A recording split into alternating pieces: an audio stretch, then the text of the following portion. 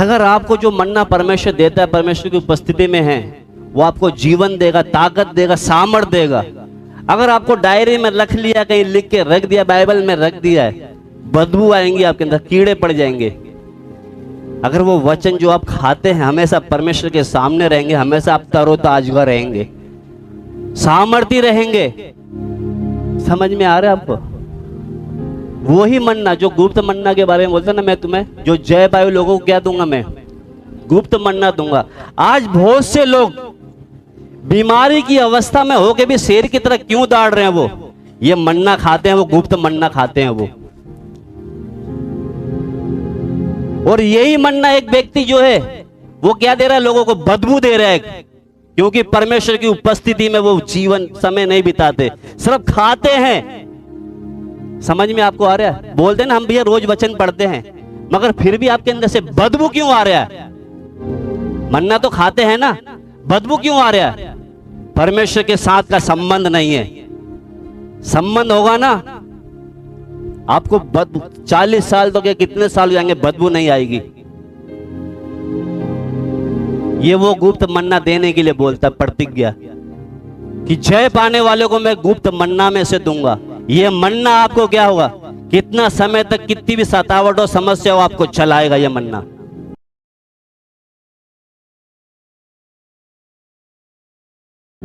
आइए हम पहले प्रार्थना करें प्रभु से। हालेलुया, धन्यवाद देते हैं प्रभु जी आज। हालेलुया, धन्यवाद हो प्रभु जी। प्रभु तेरे भेदों का प्रकाशन हमें तू आज खोल के दे प्रभु। हम जैसे आए ऐसे नहीं, अगर तेरा आत्मा हमें ना समझाए सिखाए हम समझ नहीं सकते। हालेलुया, धन्यवाद हो प्रभु जी, धन्यवाद हो पिता, धन्यवाद। एक एक से बात करना। आमीन आमीन। अभी मैं चाहता हूं इतना हमने समझने के बाद एक बार फिर से ये 14 आयत पढ़कर हम आगे जाएंगे जल्दी से। पर मुझे तेरे विरुद्ध कुछ बातें कहनी है, क्योंकि तेरे यहाँ कुछ ऐसे हैं जो बिलाम की शिक्षा को मानते हैं। तेरे यहाँ कुछ ऐसे हैं जो बिलाम की शिक्षा को मानते हैं। अभी बिलाम की शिक्षा क्या थी? बिलाम ने सोचा था कि मैं पैसे लेके इनको क्या करूं, शराब दे दूं, मगर उससे उनको शराब नहीं दे पाया वो। अब आगे पढ़ेंगे बेटा। ये यहाँ जिसने बालाक को इजरायलियों के आगे ठोकर का कारण रखना सिखाया। अब इधर ध्यान से सुनना, बिलाम की शिक्षा को मानते हैं, फिर आगे लिखे जिसने बालाक को इजराइल के आगे ठोकर खाने का कारण रखना सिखाया है। मतलब इधर ध्यान से सुनना, बालाक ने जब इसने देखा, बिलाम ने देखा कि मैं इनको शराफ नहीं दे पा रहा हूं, तो इसने बालाक को एक राय दी। ध्यान से सुनना, एक राय दी। क्या राय दी उसने?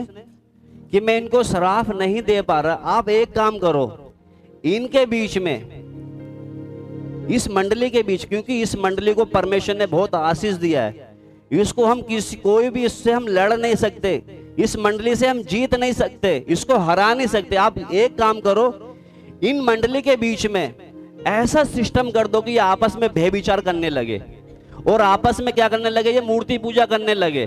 तब परमेश्वर अपने आप ही इनको क्या करेगा, मारना शुरू कर देगा। इतना समझ में आ रहा है? क्योंकि परमेश्वर ने इनको बहुत आशीष दी है। मैं इनको शराब देने के लिए 3 बार गया, मगर मैं इनको शराब नहीं दे पाया। अब एक ही बात है बस, इनको अगर हराना है तो इनको क्या करो, अन्य जाति के साथ इनका मेल मिलाप बढ़ा दो। वो गिनती निकालेंगे 25।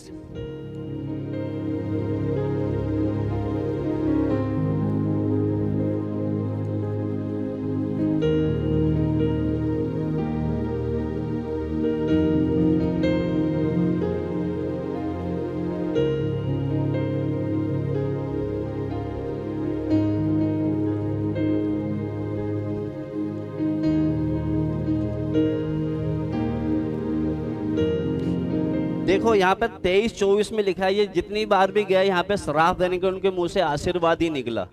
जब इसने देखा कि मैं इनको क्या है, शराब नहीं दे सकते, हम इनको हरा नहीं सकते, तो अब एक काम करो, 25 का 1 से पढ़े बेटा, इजरायली गिनती शितिम में- 25 का 21। हाँ इजरायली शितिम में रहते थे और वे लोग मोआबी लड़कियों के संग कुकर्म करने लगे। हाँ, अब ये सित्तीम में रहते समय क्या करने लग गए? मुआबी स्त्रियों के साथ कुकर्म करने लग गए। कुकर्म मतलब व्यभिचार करने लग गए। अब आगे पढ़ेंगे। और जब उन स्त्रियों ने उन लोगों को अपने देवताओं के यज्ञों में नेवता दिया, तब वे लोग खाकर उनके देवताओं को दंडवत करने आप लगे। इधर रुक जाओ जरा। तो उन स्त्रियों से इनका जब लगाव हो गया तो उन स्त्रियों ने क्या करा? जो उनका यज्ञ होता था, जो पूजा करते थे, वो उसमें उनको बुलाना शुरू कर दिया इजरायली लोगों को। तो उसमें भी वो क्या हो गए? आना शुरू हो गए। समझ में आ रहा है आपको? समझ में आ रहा नहीं आ रहा है तो बताओ, मैं दोबारा से समझाऊंगा क्योंकि बहुत गहरा विषय है ये। समझ में आ रहा है आपको? प्रार्थना की हालत में रहना, इसको हल्के में मत समझना आप। ये बहुत गहरी बातें हैं जो, क्योंकि इधर उसने देखा बिलाम ने कि मैं इनको भाई शराफ नहीं दे सकता, तो उसने राजा को एक सलाह दी कि इनको क्या करो, मुआबी जो लड़की थी, कहते तुम्हारे पास जो सुंदर सुंदर लड़की है ना, इन लड़कों को फंसाना शुरू कर दो, इनको अपने बस में खींचना शुरू कर दो। जब वो लड़का लड़की में लगाव हो गया तो वो क्या है, आराम से फिर तुम्हारे पीछे पीछे आ जाएंगे। तो वो क्या हो गए, जब लगाव में आ गए तो बोलते जहां जहां ये पूजा करने जाते तो ये भी साथ में क्या करने लग गए, ये पूजा में। इतना समझ में आ रहा है नहीं आ रहा आपको? अगर नहीं आ रहा है ना तो शायद परमेश्वर ने आपकी बुद्धि को बंद करा है। इतना खोल के प्रभु बता रहे हैं आपको, क्योंकि जब उसने देखा कि मैं इनको ऐसे नहीं हरा सकता तो उसने क्या है, गेम खेला। क्या खेला कि जब उन स्त्रियों ने लोगों को अपने देवताओं में यज्ञों में नेवता दिया तो वे लोग खाकर उन देवताओं को दंडवत कर, यानी कि उनका जो मूर्ति पूजा का खाना वो भी खा रहे, उनकी मूर्तियों के आगे क्या कर रहे, वो दंडवत करने लग गए। तो परमेश्वर छोड़ेगा ऐसे में? आप छोड़ेगा? क्योंकि तुमने एक समय था, क्योंकि जब तुमको सताते तो तुम उसमें तो खड़े रहे, मगर उसने क्या करा, धीरे धीरे संसार को खींच के ले आया। अब तो फंसोगे बेटा, शैतान आज यही काम कर रहा है। हम कभी कभी क्या करते थे, जब सतावट होता तो उसमें हम खड़े रहे दिलेरी के साथ, नहीं भैया कुछ भी करो हम यीशु को छोड़ नहीं सकते। शैतान ने देखा भाई ये बहुत जिद्दीले हैं, ऐसे तो मानेंगे नहीं। उसने क्या करा, बीच में ही आपस में ही क्या करना शुरू कर दिया।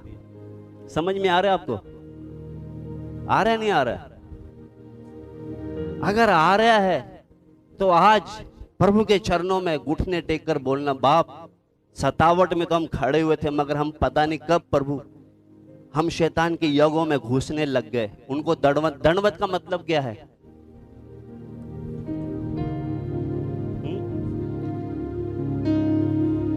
इधर जब हम पढ़ रहे हैं जो चीज, आज ध्यान से सुनोगे, इधर बेटा वापस जो 14 पढ़ रहे हैं हम,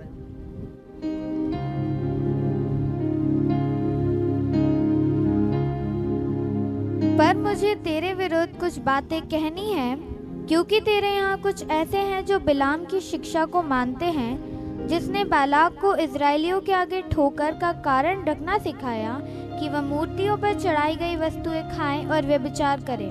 जैसे ये इजराइल लोग क्या हो गए, अब शत्रु से हारना शुरू हो गए। शत्रु से क्या, परमेश्वर इनको मारना शुरू कर दिया। समझ में आ रहा है? क्योंकि बिलाम को पता चल गया कि मैं इनको क्या है, शराफ नहीं दे सकता, तो उसने राजा को एक सलाह दे दी, आप ऐसा करो, तुम्हारी जो बीच में अच्छी अच्छी लड़कियां हैं, लड़के के बीच में जब दाना डालेंगे ना तो अपने आप फंसेंगी ये। और जब वो फंस गई तो क्या हो गई, वो जब अपने यज्ञों में जाती थी तो उनको बोलते थे तुम भी हमारे साथ चलो। जब एक व्यक्ति लड़का लड़की का लगा हुआ तो वो कहाँ नहीं जा सकता, जहां खींचेगी वो वहीं जाएगा वो। तो उनको क्या करने लगे, वो बलि चढ़ा हुआ खाना भी उनको खिलाने लगे। वो उनके साथ वो लड़कियों के चक्कर में खाना शुरू कर दिया। लड़कियों के चक्कर में अभी सुलेमान के साथ क्या हुआ, यही तो हुआ है। तो उसी तरह अब इस्राएलियों को परमेश्वर खुद उनको मारने लग गया। कौन? अब शैतान नहीं मार रहा, कौन मार रहा? परमेश्वर ही मार रहा है, क्योंकि तुमने व्यभिचार शुरू कर दिया है, तुमने मूर्ति पूजा शुरू कर दिया है। तो परमेश्वर ही उनका क्या बन गया, अब शत्रु बन गया। एक समय था जो मिस्र से उनको बचा के ला रहा था, अभी खुद उनका शत्रु कौन बन गया? कहीं ऐसा तो नहीं है परमेश्वर हमारा शत्रु बन जाए? जो हमको गुलामी से लेकर आया है, कहीं ऐसा नहीं वही ऐसी जगह फंसा दे कोई हमें छुड़ाए नहीं। इसलिए क्या करें, हम थोड़ी अपने आप को जांचे आज कि परमेश्वर सच में मैं, क्योंकि यहां पर जब हम पढ़ते हैं जैसे ये इजरायलियों को फंसाया, ऐसे पिरागोन की जो कलीसिया को जो हम देख रहे हैं, वापस बेटा प्रकाशित हो कि हाँ ये पिरागोन की जो कलीसिया, ये मैं इसमें हम जो सीख रहे हैं इसमें क्या संसारिकता के बारे में, किसके बारे में? पिरगमन, इस कलीसिया को हम सीख रहे हैं, किस मतलब से सीख रहे हैं कि ये इसमें संसारिकता कैसे घुसी, क्या घुसी, किस तरीके से घुसी। सतावट में तो ये खड़े रहे, सतावट में ये उसने क्या है, अंतिपास ने जान भी दे दी, मगर उसके बाद दूसरा सेवक आया, वो उसने क्या है कलीसिया में थोड़ा ढील शुरू कर दिया, तो उस कलीसिया का पतन शुरू हो गया, यानी कि हार शुरू होना शुरू हो गया। तो यहां पर जो आज हम देख रहे हैं कि कलीसिया में शैतान कैसे सफल हुआ वहां पर वो, क्योंकि वो किसी ना किसी तरह संसारिकता को अंदर बीच में क्या करना चाह रहा था, वो घुल मिल। उसने देखा कि ये सतावट में तो फंसेंगे नहीं, इनको क्या करूं मैं संसार में घुसड़ना शुरू कर दूं। जब शैतान ने एक देख लिया कि ये गवाही देने में, अभी आप एक बात ध्यान से सुनना,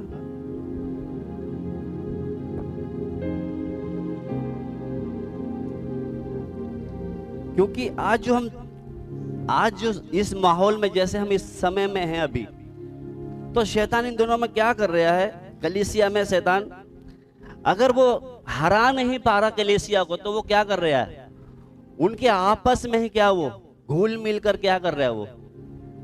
जैसे मान लो अभी मैंने अभी उदाहरण दिया इजरायलियों को, क्योंकि वो बिलाम उसको श्राप नहीं दे पाए, तो बालक को उसने एक राय दे दिया कि इनको क्या करो, ऐसा गिराना शुरू कर दो। तो आज शैतान क्या कर रहा है, वो कलीसिया में घुल मिलकर क्या करना चाह रहा है, एक को गिराना चाह रहा है। तो यहाँ पर जब हम देखेंगे, क्योंकि पहले समय में भी जब पुरानी भाषा में हम देखते हैं ज्यादा करके लोग दो ही बातों में गिरते थे। पहली बात मूर्ति पूजा, किसमें गिरते थे? पहली बात मूर्ति पूजा। आप पुराने नियम कहीं भी पढ़ लेना, कुछ समय तक लोग तो क्या करते थे, सही चलते थे, जब सही चलने के बाद फिर वापस वो मूर्ति पूजा में लग जाते थे। न्यायियों के टाइम पे देख लो, राजाओं के टाइम पे देख लो, कैसे भी देख लो, जब जब सतावट आती थी अपने पाप मान लेते थे, फिर ठीक चलते थे, फिर मूर्ति पूजा में घुस जाते थे। या तो वो क्या है, या तो पाप में जाते थे, पाप का मतलब या तो वो व्यभिचार में गिरते थे, या तो फिर मूर्ति पूजा में। आज भी शैतान के भाई ये दो ही हथियार है। किस बातों से गिराता है वो, या तो व्यभिचार में या मूर्ति पूजा। मूर्ति पूजा का मतलब ये नहीं कि हम एक मूर्ति की पूजा कर रहे हैं, वही है। आज हम जिससे ज्यादा प्यार कर रहे हैं, या पैसा हो या इंसान हो या वस्तु हो, हमारे लिए एक मूर्ति पूजा बन गई। समझ में आ रहा है आपको? अगर हम कपड़े से ज्यादा प्यार कर रहे हैं, वो हमारे लिए एक मूर्ति पूजा हो गई। अगर हम फोन से ज्यादा प्यार कर रहे हैं, हमारे लिए मूर्ति पूजा हो गई। समझ में आ रहा है आपको? आज वो किसके द्वारा, या तो मूर्ति पूजा और व्यभिचार का मतलब, क्योंकि पुराने नियम में तो हम क्या करते थे, एक स्त्री और पुरुष के साथ संभोग होता तो वो व्यभिचार है। मगर आज व्यभिचार का मतलब, अगर हमने इन आंखों से दूसरे की स्त्री को देख लिया और उसमें लालच आ गया, ये कितनी सुंदर है, ये कितनी अच्छी है, वो क्या कर दिया हमने, व्यभिचार कर दिया है। समझ में आ रहा है आपको? क्योंकि यीशु मसीह ने जब पढ़ते ना, अगर वो तेरी आंख तुझे ठोकर खिलाए तो उसको क्या कर, निकाल कर फेंक दे। इधर कहने का मतलब आज जो हम सीख रहे हैं, शैतान जब उनको सताव के द्वारा नहीं हरा सका, तो उसने बीच में क्या करा, घुल मिलना शुरू कर दिया। जैसे वो क्या है, इजरायली और मुआब में क्या हो गए, आपस में क्या करने लग गए। वो मुआब जो है एक अन्य जाति है। मुआबी जाति कौन है? आपको पता कहां से शुरू हुई ये जाति? नहीं पता होगा। हा? जो लूत के बारे में जानते हैं ना, अब्राहम के साथ चला था, लूत की पत्नी तो मर गई, और फिर उसकी जो दो बेटियां थी और ये लूत जाकर एक पहाड़ पर रहने लग गए। तो लड़कियों ने सोचा कि यार हमारे बाप का वंश कैसे बढ़ेगा अब। तो लड़कियां क्या बाप के साथ सोई, तो एक बड़ी सोई, उसमें मोआब और दूसरी अमोनियो। ये तो दो अन्य जाति है जिसको बारे में हम सीखते हैं, बाइबल में पढ़ते हैं। ये लूत की बेटियों के द्वारा ये वंश बढ़े हैं। एक का मतलब मोआब का मतलब है बाप का बिरिये, बिरिया क्या बोलते हैं, ये ऐसे शब्द आप सोचते होंगे भैया कैसे कैसे शब्द बोल रहे हैं। ये हमको सीखना जरूरी है, क्योंकि ये जात आई कैसी, ये लूत की बेटी के द्वारा जो वंश बढ़े ना, बाप और बेटी सोई, उसके द्वारा ये मोआब और अमोनियो जो निकले हैं, ये अन्य जाति है। तो इस्राएलियों ने देखा, तो ये अन्य जाति के साथ क्या होगा, ये मेल जोल शुरू कर दिया। तो परमेश्वर ने उनको बोला ना, अन्य जाति से तुम्हारा लेन देन मेल मिलाप नहीं होना चाहिए। तो वो अन्य जाति स्त्रियों के साथ बेविचार करने लगे, उनकी मूर्तियों के आगे दंडवत करने लगे। परमेश्वर उनको सजा देना शुरू कर दिया। तो इसलिए परमेश्वर हमको क्या करता है, अलग वो जो एक वो गिनतियों में ही है, गिनती निकाले बेटा, वो वापस 23 थोड़ा सा पढ़ेंगे।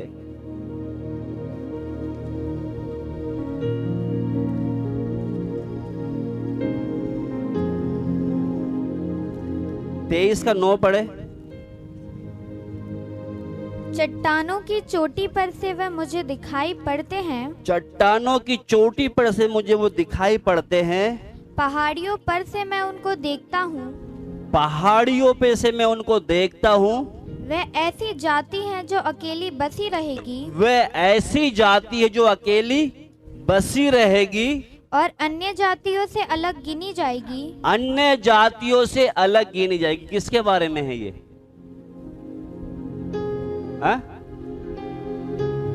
अन्य जातियों से अलग गिनी जाएगी, किसके बारे में है ये परमेश्वर की जाति के बारे में। अन्य जाति से अलग गिनी जाएगी मतलब क्या है, चट्टानों की चोटी पर से मुझे दिखाई पड़ते, यानी कि दूर से दिखते हैं, वो देख परमेश्वर के लोग जा रहे हैं।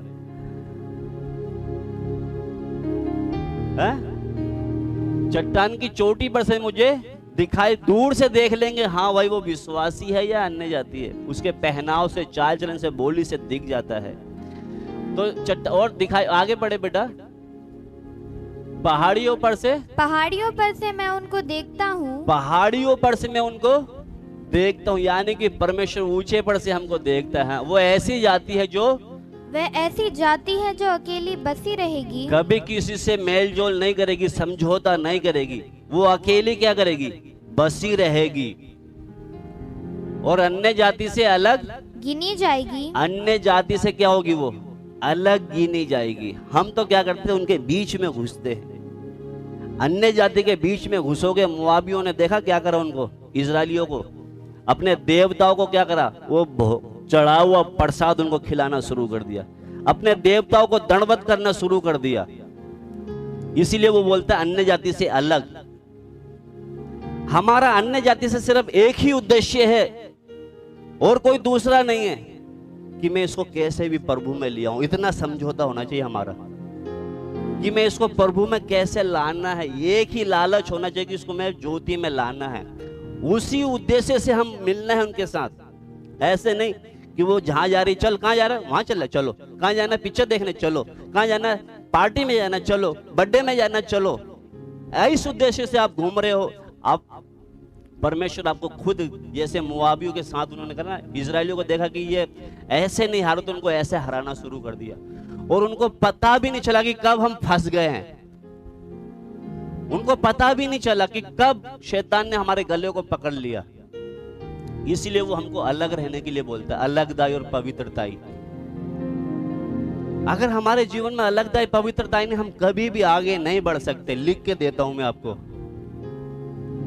तो यहां पर जब हम पढ़ते हैं बेटा, वापस उधर ही आए,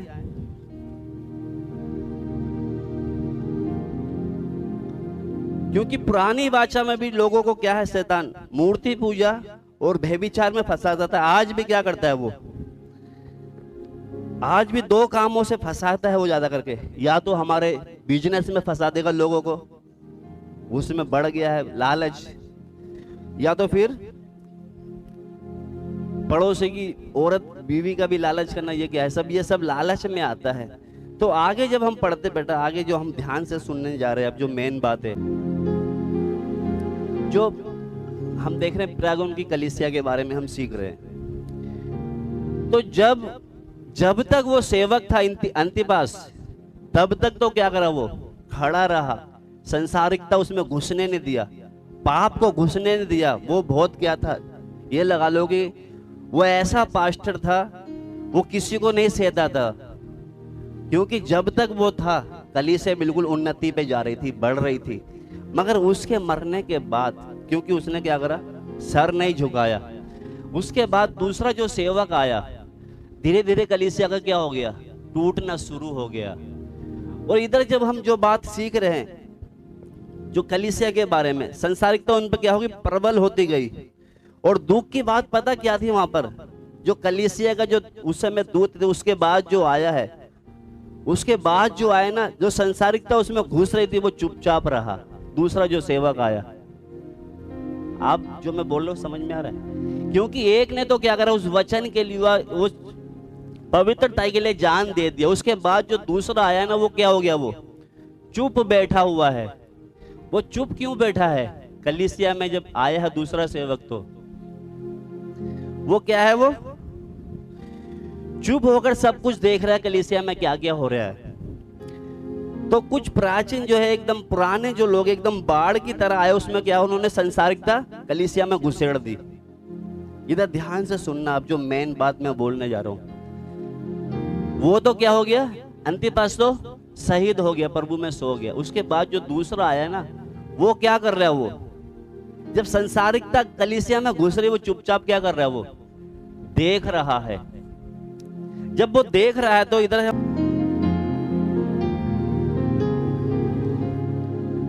इधर वो जो अंतिपास के बाद जो दूसरा सेवक आया, क्योंकि वो तो प्रभु में सो गया, अब वो कलीसिया में जो भी हो रहा है, वो चुपचाप क्या कर रहा है, वो देख रहा है। वो क्यों देख रहा है सबको? जो भी कुछ भी हो रहा है कलीसिया में, वो किसी को कुछ कह नहीं पा रहा। वो क्यों नहीं कह पा रहा? वो क्यों नहीं कह पा रहा? यानी कि कोई कैसा भी उल्टी सीधी हरकत करके आगे चुपचाप बैठ गए, वो कुछ नहीं कह पा रहा सेवक। एक तो था वो जिसने जान दे दी, और दूसरा आया वो चुपचाप सब तमाशा देख रहा है। वो क्यों नहीं कुछ कह पा रहा? क्योंकि उसका खुद का जीवन सही नहीं था। समझ में आ रहा है आपको? क्योंकि उसके अंदर बहुत सी कमियां थी। आप देखना, अगर मैंने बीड़ी पीना छोड़ दिया, तो मैं आपसे बोल सकता हूं, भाई अशोक बीड़ी मत पीना कल से। अगर मैं बीड़ी पी रहा हूं, तो इनको कैसे बोलूंगा कि बीड़ी पीना छोड़ दे? तो जो दूसरा सेवक जो आया है, वो क्या कर रहा है, कलीसिया में जो कुछ भी हो रहा है चुपचाप होते हुए देख रहा है। मगर इधर मैं जो कहने जा रहा हूं आज, मगर ऐसा हम कुछ नहीं होने देंगे, क्योंकि वो सेवक चुपचाप था तो कलीसिया नष्ट हो गई। हम इस कलीसिया को नष्ट नहीं होने देंगे।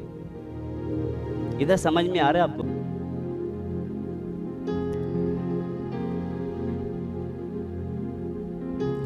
पंद्रह निकाले बेटा, 15 पढ़ेंगे।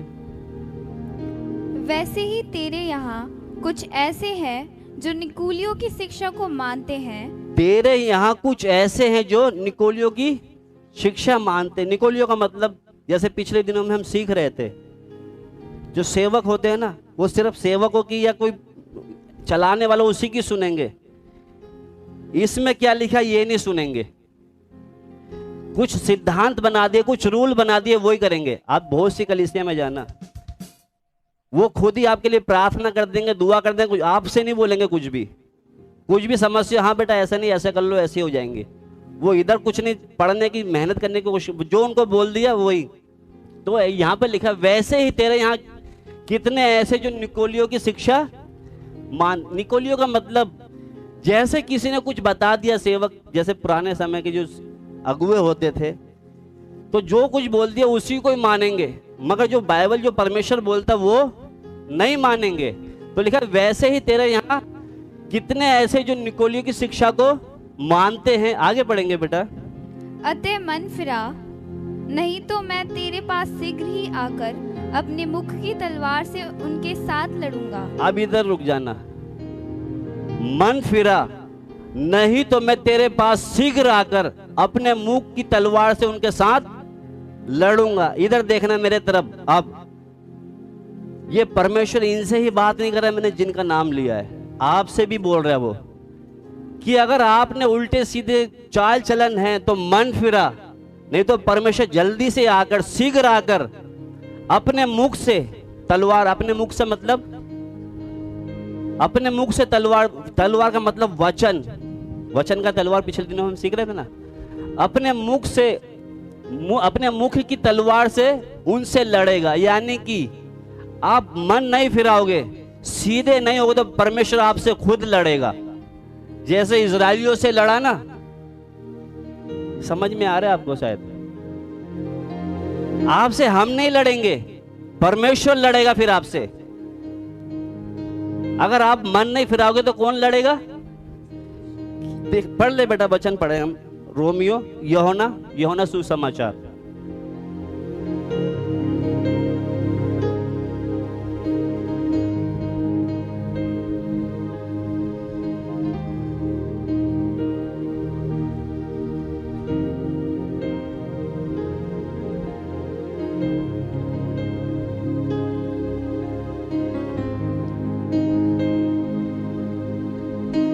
बारह का 47 पढ़े बेटा।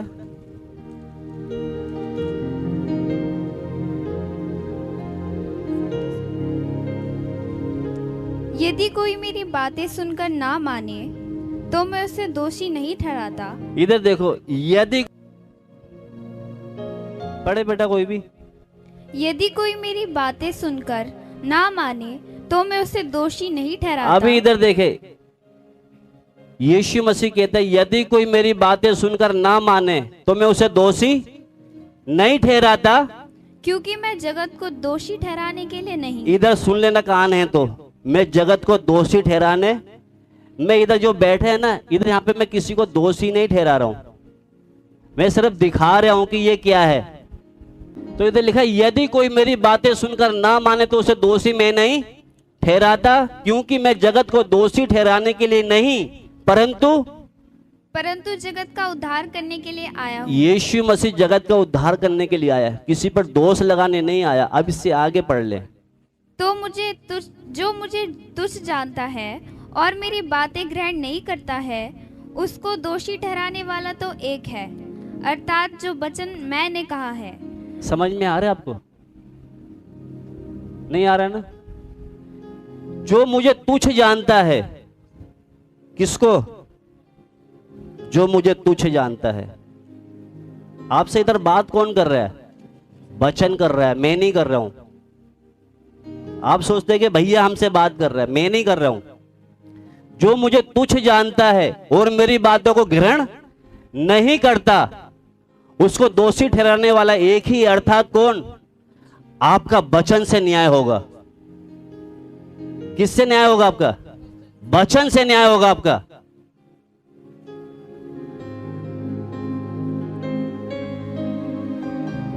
जो वचन मैं कहा, पढ़े बेटा दोबारा से इसको। जो मुझे तुच्छ जानता है और मेरी बातें ग्रहण नहीं करता है, उसको दोषी ठहराने वाला तो एक है, अर्थात जो वचन मैंने कहा है। हाँ? वही पिछले दिन में उसे दोषी ठहराएगा। पिछले दिनों में वही उसको दोषी कौन ठहराएगा? वचन ठहराएगा आपको दोषी, हम नहीं ठहराएंगे। आपको जो करना करो, हमारा काम है कि हमारे बाप ने एक जिम्मेदारी दी आपको कि कलीसिया को क्या करो, आप इनको खिलाओ पिलाओ, सही रास्ते पे लाओ। हमारा काम यही है। अगर आप नहीं मानोगे, एक दिन जब न्याय सिंहासन पे खड़ोगे, वचन आपको दोषी ठहराएगा। हमारा काम है जितना हो सके आपको बचा ले नरक की आग से, समझा दे जितना। एक समय आएगा आत्मा बोल देगा हटा इसको मत समझा, आप जितना समझाना समझा दिया। आत्मा हमको बोलता है कि एक बार और इसको मौका दे दे, समझा दे। आपसे प्यार करते इसलिए आपको बोलते हैं। जिस दिन प्यार खत्म हो जाएगा, आज कितने लोग यहां से चले गए, उनसे मैं बात तक भी नहीं करता। कितने लोगों को हमने वचन सिखाया, सेवा दी, अन्य जाति में शादी कर ली। आज का दिन है प्रभु उपस्थित, मैं बात तक नहीं करता आप कैसे हैं। क्यों करूं मैं बात? जब तक आपसे लगाव है बोलूंगा मैं, जिस दिन लगाव खत्म हो जाएगा बोलना बंद कर दूंगा। आपको दुख लगता है लग जाए, मुझे कोई दिक्कत नहीं है, क्योंकि परमेश्वर का आत्मा बोलता है इनको बता इनके पाप तक ये ठीक हो जाए। मगर आपको बुरा लगता है लग जाए, मुझे कोई दिक्कत नहीं है, क्योंकि दोषी मैं नहीं, एक समय आएगा दोषी आपको वचन ठहराएगा कि वहां पर तुम जाकर ये सीखते थे, आपने ऐसे ऐसे काम किए।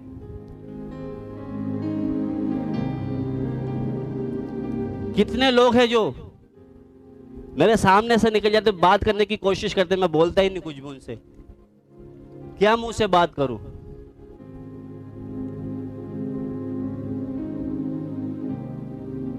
इसलिए यहां पर हम जब पढ़ते हैं, वचन हमारा न्याय करेगा। जो हम सीख रहे हैं ना, जो सुन रहे हैं, एक दिन परमेश्वर बहुत जल्दी जब हम न्याय सिंहासन पे खड़े होंगे, हम एक एक से लेखा लेगा। बड़े बेटा एक आयत आगे थोड़ा सा पढ़ के जल्दी खत्म करे, समय ज्यादा हो गया है। क्योंकि परमेश्वर ने जय पाने वालों से प्रतिज्ञा करी, ऐसे ऐरे गेरे से प्रतिज्ञा नहीं करी उसने। किससे करी है? जय पाने वालों से। प्रतिज्ञा का मतलब वायदे किए हैं, हर किसी से नहीं वायदा किया उसने। किससे वायदा किया है? जो जय पाने वाले लोग हैं। पढ़ेंगे बेटा आगे।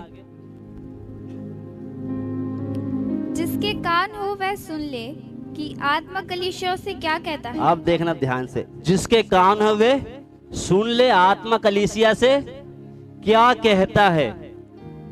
हाँ, जो जय पाए उसको मैं गुप्त मन्ना में से दूंगा। हर किसी को नहीं देगा वो, जो जय पाए उसको मैं गुप्त मन्ना में से दूंगा।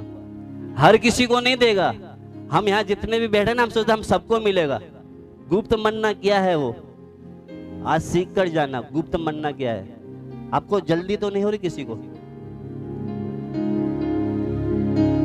कहते जिसके कान हो सुन ले आत्मा कलीसिया से क्या कहता है। जो जय पाएगा उसको मैं गुप्त मन्ना में से दूंगा, यानी कि सबको नहीं दूंगा।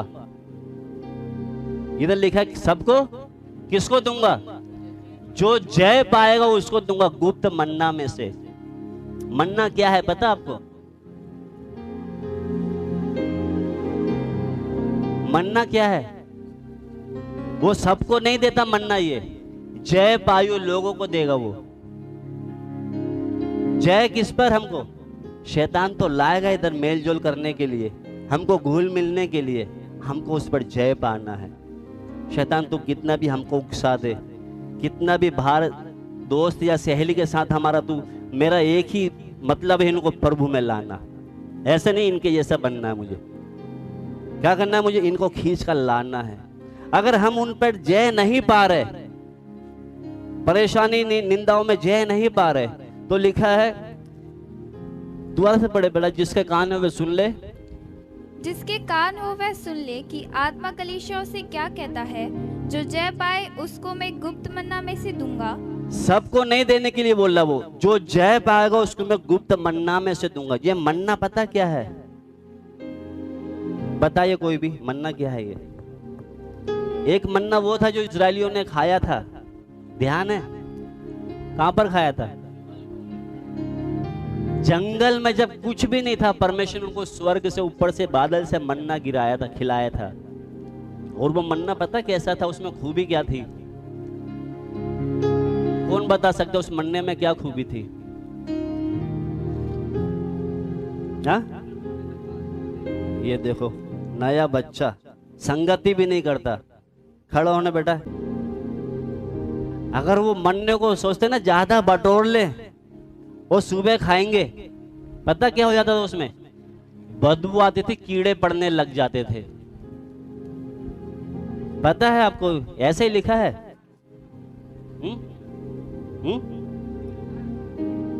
ये वो मन्ना है जो ज्यादा बटोलिया तो क्या हो जाएगी। और मगर वो ही मन्ना कहां पर रखा था? बादशाह के संदूक के अंदर रखा था। 40 साल तक ताजा रहा वो। 40 साल तक रहा। जरा सी उसमें बदबू क्या, जरा सा कुछ भी नहीं हुआ। मैं जो बोल रहा हूं समझ में आ रहा है आपको? कोई दूसरा मन्ना था क्या? वो ही था वो जो वो खा रहे थे। फर्क इतना था, वो परमेश्वर की उपस्थिति में था वो मन्ना, इसलिए उसमें से कोई ना तो बदबू आई ना कोई कीड़े पड़े। मगर जो बाकी बटोर लेते थे, घर में रखते थे, उसमें क्या हो जाता था? कीड़े पड़ जाते थे।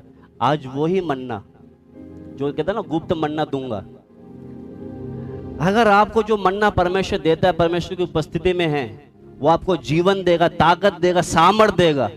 अगर आपको डायरी में रख लिया, कहीं लिख के रख दिया, बाइबल में रख दिया है, बदबू आएंगी आपके अंदर, कीड़े पड़ जाएंगे। अगर वो वचन जो आप खाते हैं हमेशा परमेश्वर के सामने रहेंगे, हमेशा आप तरोताजा रहेंगे, सामर्थ्य रहेंगे। समझ में आ रहा है आपको? वही मन्ना जो गुप्त मन्ना के बारे में बोलता ना, मैं तुम्हें जो जय पाए लोगों को क्या दूंगा? मैं गुप्त मन्ना दूंगा। आज बहुत से लोग बीमारी की अवस्था में होके भी शेर की तरह क्यों दौड़ रहे हैं? वो ये मन्ना खाते हैं, वो गुप्त मन्ना खाते हैं वो। और यही मन्ना एक व्यक्ति जो है वो क्या दे रहा है? लोगों को बदबू दे रहा है, क्योंकि परमेश्वर की उपस्थिति में वो जीवन समय नहीं बिताते, सिर्फ खाते हैं। समझ में आपको आ रहा है? बोलते हैं ना हम भैया रोज वचन पढ़ते हैं, मगर फिर भी आपके अंदर से बदबू क्यों आ रहा है?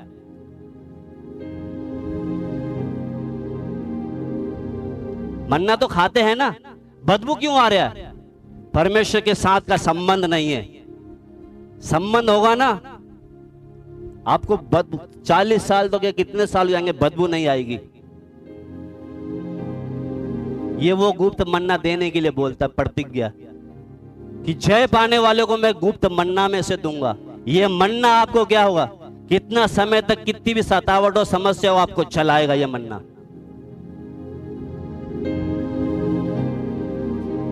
आपको आ रहा है कुछ समझ में? बंद कर दे यहीं, नहीं आ रहा समझ में?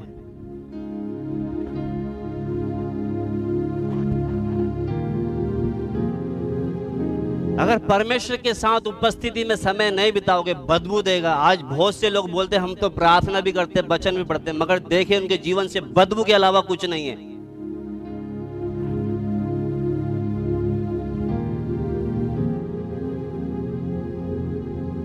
मगर वही मन्ना जो गिरा हुआ था, उसी को थोड़ा सा उठा के रख दिया बादशाह के संदूक में। वो किस लिए रखा? कि हमारे बड़े बूढ़े जब पूछेंगे ना, बच्चे पूछेंगे, हमारे बच्चे जो नई पीढ़ी आएगी, हम उनको बोलेंगे देखो ये मन्ना हमने खाया था। वो इसलिए बचा के रख लिया दिखाने के। वो 40 साल तक घूमे जंगल में, मगर 40 साल के बाद भी जब देखा उसमें से ना तो बदबू है ना कोई कीड़े हैं। समझ में आ रहा है आपको? विश्वास नहीं है ना? पढ़े गिनती 16 पढ़े, थोड़ा सा जल्दी से पढ़कर जागे। निगमन 16, माफ करना, 16 का 33।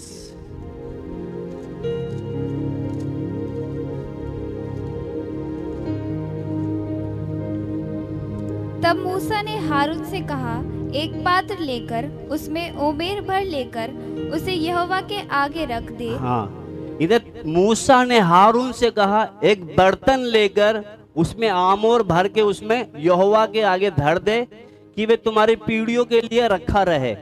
समझ में आ रहा है? आमोर क्या, ये ऊपर से जो मन्ना गिरता था ना, इसको क्या करे? बर्तन में रखकर उसको क्या कर रख दे। किसके लिए? तुम्हारी पीढ़ी के लिए, यानी कि तुम्हारे बाद में जो बच्चे आएंगे ना, उनको दिखाना कि हमने जंगल में परमेश्वर ने हमको ये खिलाया था।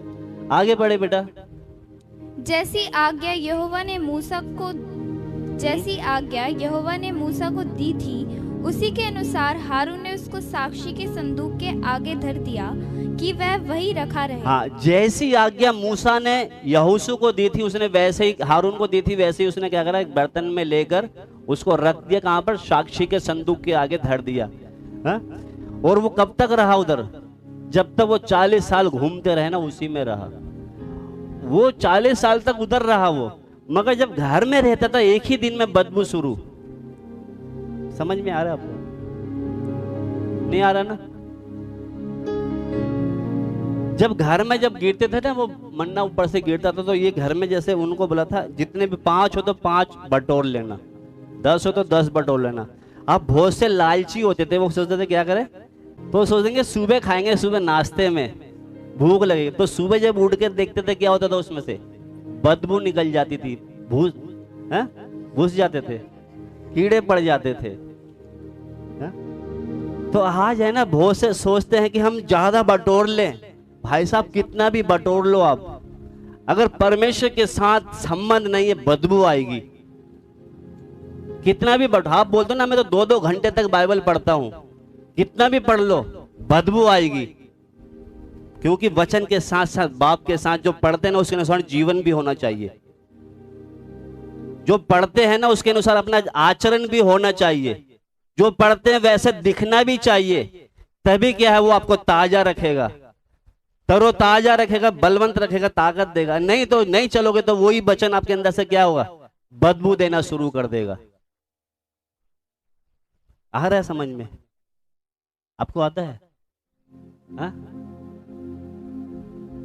इसलिए क्या करें हम, जो पढ़ते सुनते हैं उसके अनुसार अपने चाल चलन में दिखना चाहिए। क्योंकि यही वचन आपको ताकत देगा और यही वचन से आपका न्याय होगा। आपको दोषी ठहराने वाले और कोई नहीं है। ये वचन ही आपसे क्या करेगा, न्याय सिंहासन के सामने आपसे ये वचन ही आपसे बात करेगा। पढ़े बेटा, थोड़ा सा आगे जल्दी से पढ़कर फिर हम खत्म करेंगे। वो वापस पढ़। और उसे एक श्वेत पत्थर भी दूंगा। देखो, हमने मन्ना तो देख लिया है ना, जो जय पाने वाले को मन्ना देगा। यानी कि अगर हम सही से चलेंगे, प्रभु हमको रोज मन्ना, यानी कि इसमें से भेद देगा, गुप्त बातें देगा, हमको ताकत देगा। किसको देगा? वो जो जय पाके चलेंगे। अगर रोते पीटते चलोगे तो आपको क्या है, आप संसार से मेल जोल करके चलोगे, आपको नहीं देगा। ये आपके अंदर से सिर्फ बदबू आएगी फिर। इसलिए आप क्या करना है, उसके साथ संबंध बनाओगे तो आपको ताकत भी यही देगा। और आगे लिखा है, और उसे एक श्वेत पत्थर दूंगा, एक सफेद पत्थर, यानी कि एक कीमती पत्थर भी दूंगा। मन्ना तो दूंगा, उसके साथ साथ क्या दूंगा, एक किसको दूंगा, जय पाए हुए लोगों को। आप संसार के साथ मेल मिलाप करोगे, आपको नहीं दूंगा, सिर्फ उसको ही दूंगा। किसको? जो जय पाए हुए लोग हैं। किसको? आप सोच लेना, हम किन किन बातों पे जय पाके चलते हैं। वो कहता है जय पाए हुए लोगों को क्या दूंगा, एक सफेद पत्थर दूंगा, और आगे यानी कि कीमती पत्थर दूंगा। आगे, और उस पत्थर पर एक नाम लिखा हुआ होगा जिसे उसके पाने वाले के सिवाय और कोई ना जानेगा। बस इधर खत्म करने जा रहे हैं। जो मैं उसको जो पत्थर दूंगा ना, उस पत्थर में एक नाम लिखा हुआ होगा। क्या लिखा होगा? एक नाम लिखा हुआ होगा। उस नाम को पाने वाले के सिवा और कोई नहीं जानेगा। यानी कि मैं जिसको दूंगा ना, इस पर जो नाम लिखा होगा, सिर्फ मैं जिसको दूंगा वही नाम जानेगा, उसके अलावा कोई उस नाम को नहीं जानेगा। इसका मतलब क्या है? पीछे आपको समझ में आ रहा है? उधर मन्ना का समझ में आया? एक पत्थर भी दूंगा बोला है। क्या दूंगा? एक, और उस पत्थर पे क्या है, एक नाम लिखा हुआ होगा, और उस नाम को जिसको मैं दूंगा वही जानेगा, बाकी और कोई नहीं जाने। आप देखना, जब किसी की मंगनी होती है संसार में, लड़का लड़की की मंगनी होती है, तो उसको क्या है, देते हैं अंगूठी, रिंग वगैरह देते हैं ना।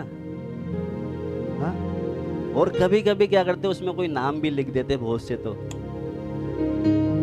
तेरा या सोनू है या मोनू है, जो भी है। आप जब वो पहन के देखते ना, भाई ये किसका नाम है, तुझे क्या लेना, नहीं मैं नहीं बताऊंगी, है ना। यानी कि उधर वो बोलता है, एक पत्थर दूंगा, उस पर क्या करूंगा, नाम लिखूंगा। ये नाम सिर्फ जिसको दूंगा ना उसको ही पता होगा, बाकी दूसरे को।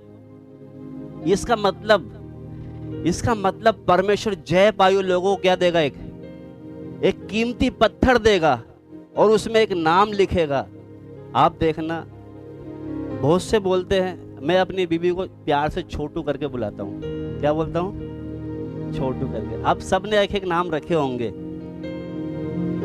अब जब कोई पूछता है ये नाम, भाई प्यार से रखा है। ऐसे ही परमेश्वर भी क्या है, उस पे जो नाम लिखेगा ना, और कोई नहीं जानेगा उसको, सिर्फ कौन जानेगा, जिसको दिया वो ही जानेगा। अब इसलिए अब हम प्रभु से एक ही प्रार्थना करें। कौन कौन प्रार्थना करना चाहता है? वो जय पाने वाले को ही देगा, सबको नहीं देगा।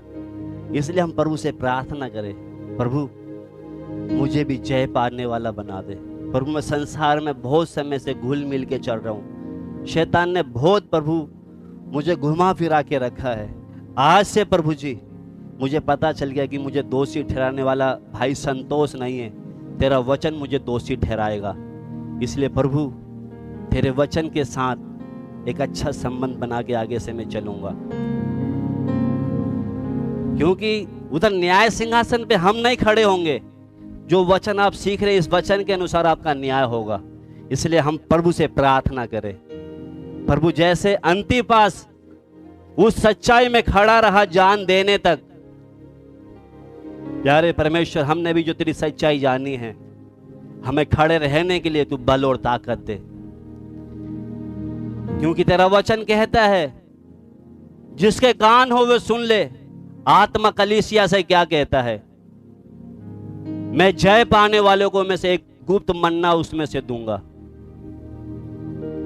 वो सबके लिए नहीं बोलता, जय पाने वालों के लिए गुप्त मन्ना देगा। जो हम मन्ना खाते हैं वो हमें तरोताजा कर रहा है या हमारे अंदर से बदबू निकल रहा है? हम अपने आप को थोड़ा सोच कर देखें। हालेलुया प्रभु जी।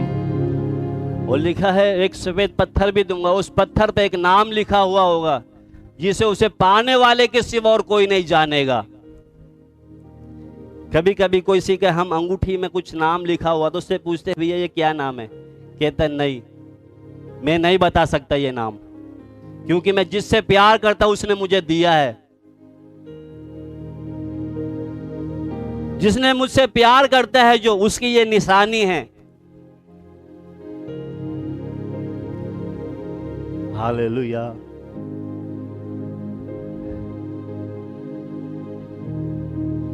सिर्फ वो ही जानेगा। आज परमेश्वर अगर हमसे प्यार करता है, उसकी आज्ञाओं में हम हैं, सच में हमें वो गुप्त मन्ना में से खाने के लिए भी देगा और एक अनमोल पत्थर देगा जिस पर सिर्फ जो नाम लिखा होगा वो ना तो हमारा एल्डर, ना पास्टर, ना विश्वासी, ना हमारा पति, ना बहन, ना भाई, कोई नहीं जानेगा, सिर्फ हम ही जानेंगे। कभी कभी किसी को भी नहीं पता रहता, कोई अपने से प्यार करता है, जो नाम रखते हैं ना वो सिर्फ उसी को पता रहता है। Hallelujah hallelujah. धन्यवाद हो प्रभु जी। हालेलुया। एक बहुत से साधारण मसीह है आज, एक सूखा, एक फीका सा अपने प्रभु के साथ संबंध बना के चलते हैं। अगर साधारण संबंध होगा तो हम पाप में फंस जाएंगे, मूर्ति पूजा में फंस जाएंगे, व्यभिचार में फंस जाएंगे, क्योंकि परमेश्वर ने जिसको आशीष दे दिया है बिलाम भी उसको श्राप नहीं दे सकता फिर। मगर शैतान को पता है इसको हम श्राप इसे नहीं फंसा सकते, तो इसके साथ शैतान ने क्या चालाकी खेल रिया।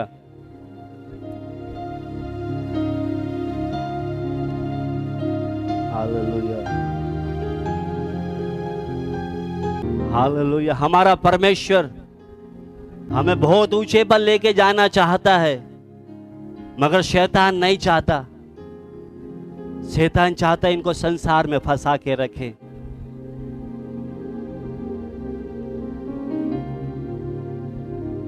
क्योंकि सही बात है, देखो निकोलियों की शिक्षा का मतलब यही है जो हम सीख रहे थे, नए उपदेश बनाना, संसारिकता को लाना, सिद्धांत को बनाना।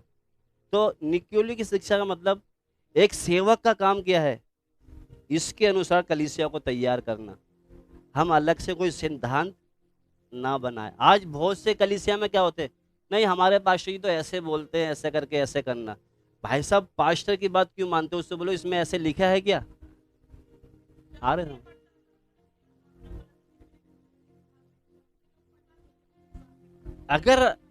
अगर हमारे अंदर जैसा ये निकोलियो की जो हम आज के जो पिरगम की जो सेवक है, अंतिपास के मरने के बाद, शहीद होने के बाद दूसरा सेवक आया, ये कलीसिया को क्यों नहीं रोक टोक कर पा रहा? क्योंकि इसका जीवन भी ऐसा ही था।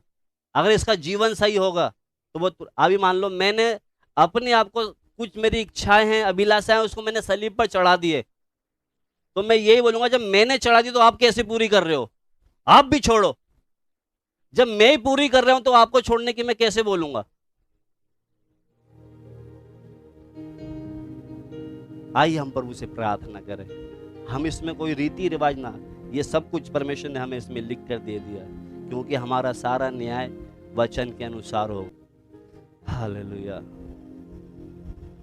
धन्यवाद हो प्रभु जी। अगर लगता है परमेश्वर ने आपसे बातें किया है,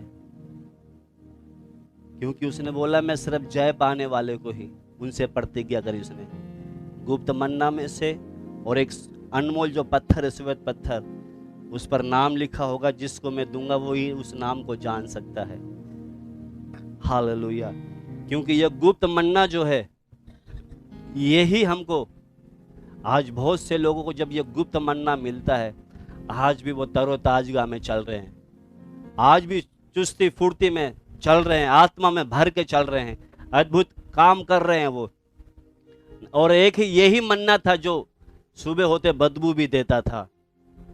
आज हम देखें हमारे अंदर जो परमेश्वर जो हमें मन्ना देता है, उसमें कहीं हम बदबू फैला रहे हैं या और दूसरे को भी तरोताजगा कर रहे हैं। हालेलुया।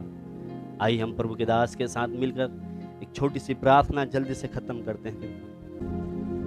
प्यारे प्रभु, जो सुना हुआ वचन प्रभु जी आपके दास के द्वारा प्रभु आपकी सत्यवाणी को सुना प्रभु जी, यहाँ जितने भी बैठे प्रभु बहन भाइयों के जीवन में प्रभु जी वचन गया है प्रभु जी, तो वो कायल करेगा प्रभु,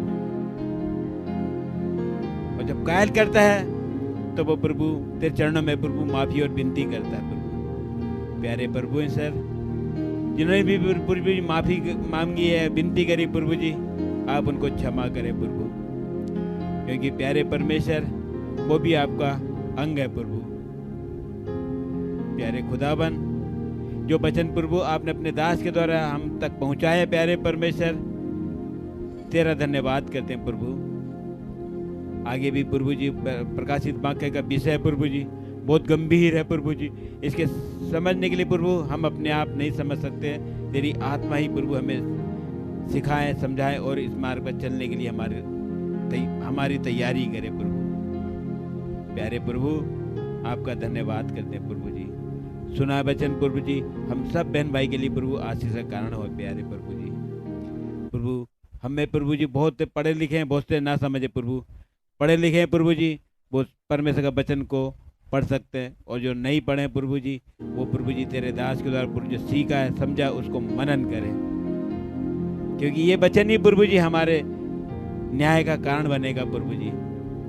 इसलिए प्यारे परमेश्वर, इस वचन के अनुसार प्रभु प्रत्येक का प्रभु जीवन संवार प्रभु, ताकि प्रभु अंत समय में प्रभु जी तेरे सिंहासन के सामने प्रभु हर एक को प्रभु हिया वो दिलेरी आ सके। प्यारे परमेश्वर, प्रभु एक एक के जीवन में बोएगा प्रभु जी फल लाने वाला बने प्रभु, तेरे हाथों में प्रभु सब बातें को सौंपते प्रभु। विनती प्रार्थना प्रभु यीशु मसीह आपके पवित्र सामर्थी नाम से प्रार्थना को मांग लेते हैं, आमीन। अब पिता का प्रेम, प्रभु यीशु मसीह का अनुग्रह और पवित्र आत्मा की सहभागिता हम सब के साथ यीशु मसीह की आगमन तक होती रहे, आमीन। आप सबको परमेश्वर इन वचनों के द्वारा आशीष दे। जय मसीह की जय मसीह।